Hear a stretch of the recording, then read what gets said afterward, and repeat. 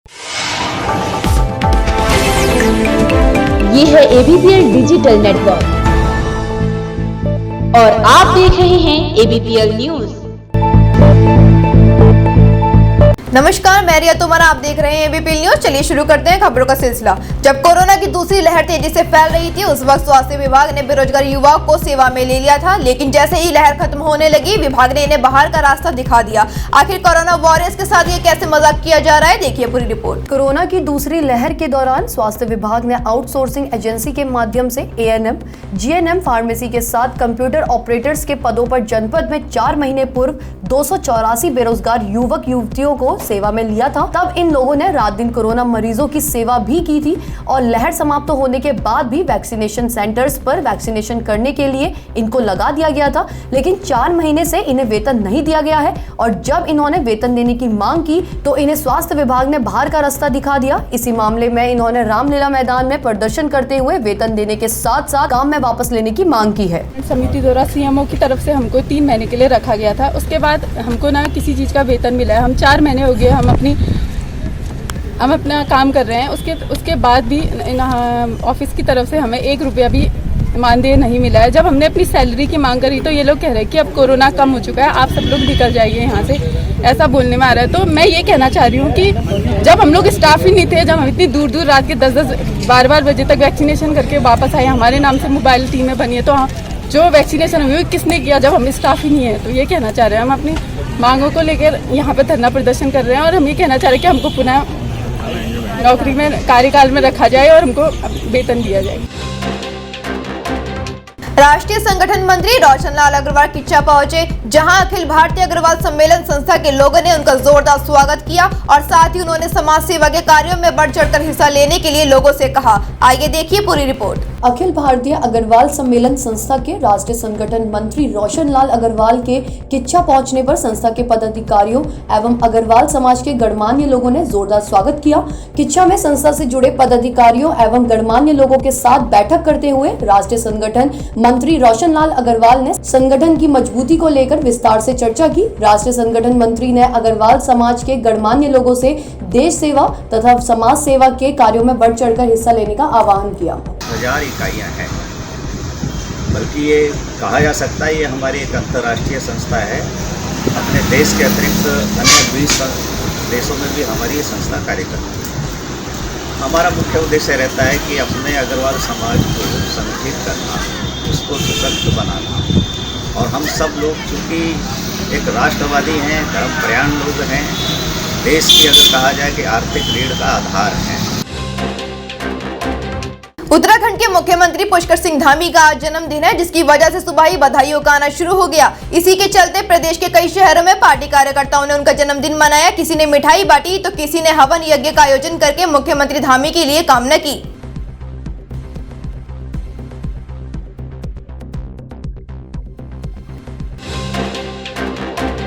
राज्यसभा सांसद प्रदीप टमटा अल्मोड़ा जिले के दौरे पर है, जहां उन्होंने राज्य की भाजपा सरकार पर हमला बोलते हुए कहा कि अब जनता ने परिवर्तन का मन बना लिया है। भाजपा सरकार ने जो जनता से वादे किए थे वह सब जुमलेबाजी थी। आइए आप भी सुनिए आखिर प्रदीप टमटा ने क्या कहा। देखिए, राज्य की जनता ने परिवर्तन का मन बना लिया है। मैं प्रथम परिवर्तन यात्रा में उधम सिंह नगर में के जिले में जो उत्साह मैंने लोगों में देखा, हजारों की संख्या में जो लोग सड़कों में उतरे, हमारी मीटिंगें रात 10-10 बजे तभी, तो राज्य की जनता ने बना लिया है परिवर्तन का मन। 22 में कांग्रेस पूरी तरह से आएगी और हताशा निराशा बीजेपी दिख रही है। नैनीताल दुग्ध उत्पादक सहकारी संघ में कार्यरत मजदूरों ने अब आर पार की लड़ाई का ऐलान कर दिया है। दरअसल मजदूर EPF पर ESI का लाभ न मिलने से नाराज हैं। आइए आप भी देखिए पूरी रिपोर्ट। नैनीताल दुग्ध उत्पादक सहकारी संघ में कार्यरत मजदूरों को EPF और ESI का लाभ बीते 2018 से नहीं मिलने से नाराज मजदूरों ने लड़ाई का ऐलान कर दिया है। यहाँ भारतीय चैतन्य बौद्ध महासंघ के अध्यक्ष नवीन पंत के नेतृत्व में 1 दर्जन से अधिक दुग्ध संघ मजदूरों ने तहसील पहुंचकर उप जिलाधिकारी के नाम प्रेषित ज्ञापन की प्रति रजिस्ट्रार कानूनगो मोहित बोरा को सौंपी है। ज्ञापन में कहा गया है कि नैनीताल दुग्ध संघ में कार्यरत श्रमिकों को 2018 से EPF और ESI जमा नहीं होने की वजह से इसका लाभ नहीं मिल पा रहा है।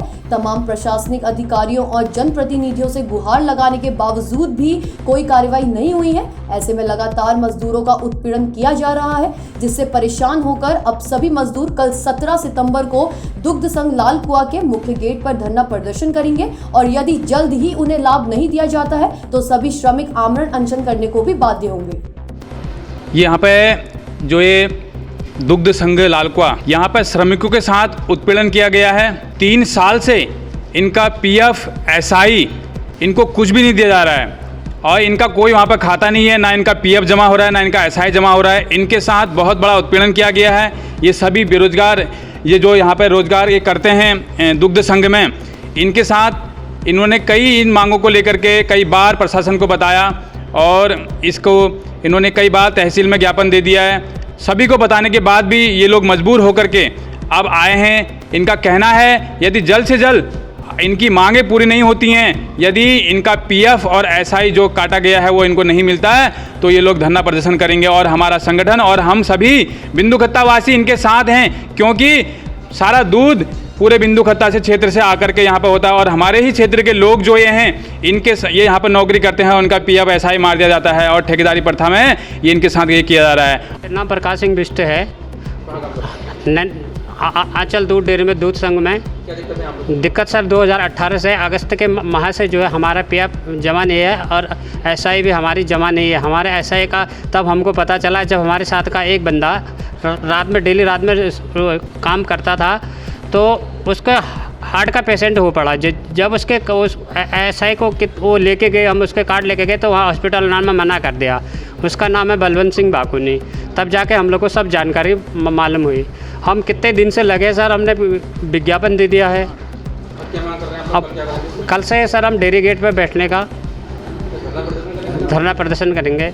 हाँ, तब तक सर हमारा आंदोलन चलते रहेगा।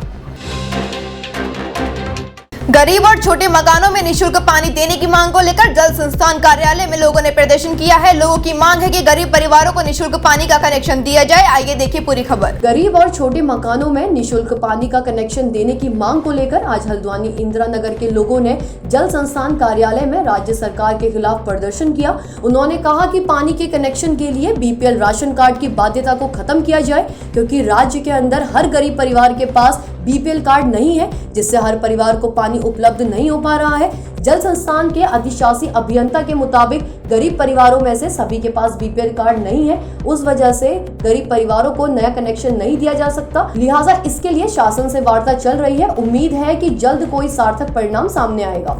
नगर हल्द्वानी से आए हैं।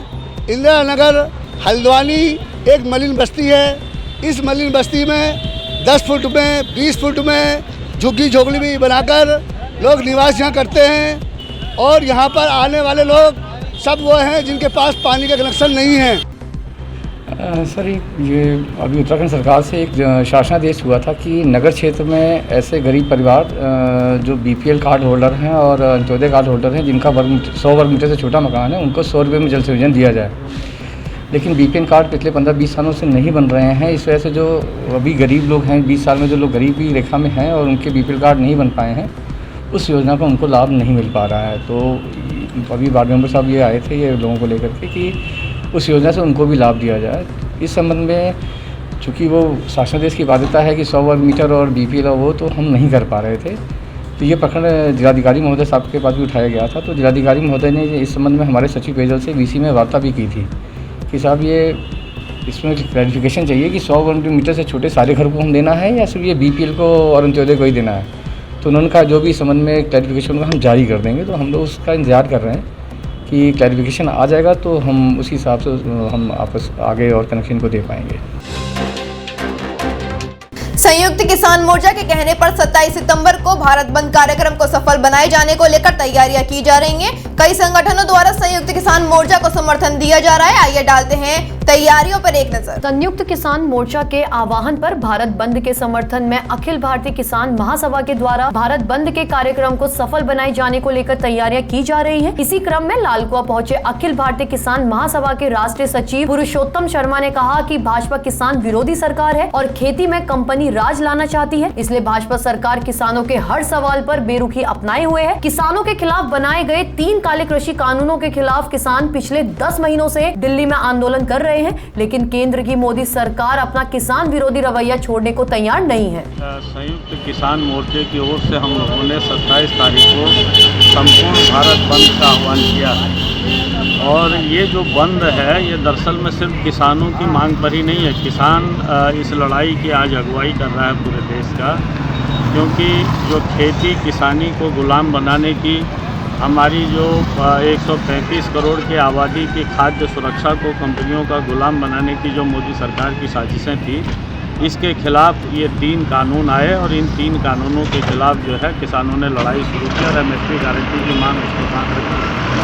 लेकिन ये लड़ाई अब धीरे धीरे, क्योंकि सरकार इन तीनों मांगों के प्रति बेरुखी अपनाई हुई है और ये लड़ाई धीरे धीरे अब सरकार द्वारा जिस तरीके से पूरे देश को बेचने की मुहिम चली है, इसको हम लोगों ने इसके साथ जोड़ा है और 4 श्रम कोड जो तमाम श्रम अधिकारों को खत्म करके, श्रम कानूनों को खत्म करके जिन 4 श्रम कोड को ये सरकार लाई है, इसकी वापसी की डिमांड को हम लोगों ने जोड़ा है। तो ये एक व्यापक मुद्दा बना है और इसलिए जो है इस देश के अंदर अभी पूरे देश भर में हम लोग देख रहे हैं बंद की व्यापक तैयारियां चल रही हैं। Republican party of India reformist के प्रदेश अध्यक्ष गोपाल वनवासी ने बागेश्वर के जिलाधिकारी पर गंभीर आरोप लगाए हैं। वनवासी के अनुसार जिलाधिकारी जिले में अवैध खनन कारोबारियों को संरक्षण दे रहे हैं। प्रदेश अध्यक्ष वनवासी ने आज एक प्रेस कॉन्फ्रेंस करके जिलाधिकारी पर कई गंभीर आरोप लगाए। देखिए हमारी पूरी खबर। सभी पत्रकार बंधुओं को मेरा हार्दिक नमस्कार। मेरा आज आकस्मिक प्रेस कॉन्फ्रेंसिंग करने का मुख्य कारण यह है कि जो यहाँ का प्रशासन है, जिला प्रशासन यानी जिलाधिकारी पर जो है मुझे बहुत शक होता है, संदेह होता है कि यह जो है तरह तरह के अवैध कारोबारों को जो है संरक्षण देते हैं। इसका एक प्रत्यक्ष उदाहरण ये है कि कल मैं जिला मुख्यालय से मात्र 5-6 किलोमीटर दूर बालीघाट से आगे गया था, जहाँ पे जो है जबरदस्त अवैध खनन चल रहा था। तो मौके पर मैंने जो है जिलाधिकारी को फ़ोन किया और जिलाधिकारी को मैंने ये बताया कि आप यहाँ पे आइए, अपनी टीम भेजिए और यहाँ पे जबरदस्त अवैध खनन चल रहा है। कम से कम 2500-3000 यहाँ पे कट्टे अवैध खनन सामग्री से भरे हुए हैं और ट्रक वहाँ पे मौजूद है। तो जिलाधिकारी ने जो है टीम भेज रहा हूँ कहकर जो है फ़ोन काट दिया। 2 घंटे तक हमने उनका इंतजार वहाँ पे किया, लेकिन जिलाधिकारी की टीम की तरफ से कोई रिस्पॉन्स हमें नहीं मिला, जिस बात से लेकर मैं बहुत नाराज हूँ। और मैं जानता हूँ इस बात को कि डीएम साहब का इसमें स्पष्ट जो है संरक्षण है, डीएम साहब इसमें इन्वॉल्व हैं। बिना जिलाधिकारी के इन्वॉल्वमेंट के ये काम कर पाना बिल्कुल असंभव बात है। उत्तराखंड की सबसे बड़ी क्षेत्रीय पार्टी उत्तराखंड क्रांति दल ने आगामी 2022 विधानसभा चुनाव के लिए अपना पहला उम्मीदवार घोषित कर दिया है। साथ ही यूकेडी अध्यक्ष काशी सिंह ऐरी ने सभी 70 विधानसभा सीटों पर चुनाव लड़ने के लिए ऐलान किया है। आइए देखते हैं पूरी खबर। बता दें कि यूकेडी अध्यक्ष काशी सिंह ऐरी ने अल्मोड़ा विधानसभा के लिए भानु प्रकाश जोशी को प्रत्याशी घोषित किया है। अल्मोड़ा पहुंचे यूकेडी अध्यक्ष काशी सिंह ऐरी ने सभी 70 विधानसभा सीटों पर चुनाव लड़ने का ऐलान किया। साथ ही उन्होंने कहा कि सभी क्षेत्रीय पार्टियों के साथ बातचीत की जाएगी और मिलकर चुनाव लड़ने की कोशिश की जाएगी। केंद्र, राज्य और यूपी की सरकार पर निशाना साधते हुए काशी सिंह ऐरी ने कहा कि यूपी के पास उत्तराखंड की 1 लाख करोड़ से अधिक की परिसंपत्ति जमा है।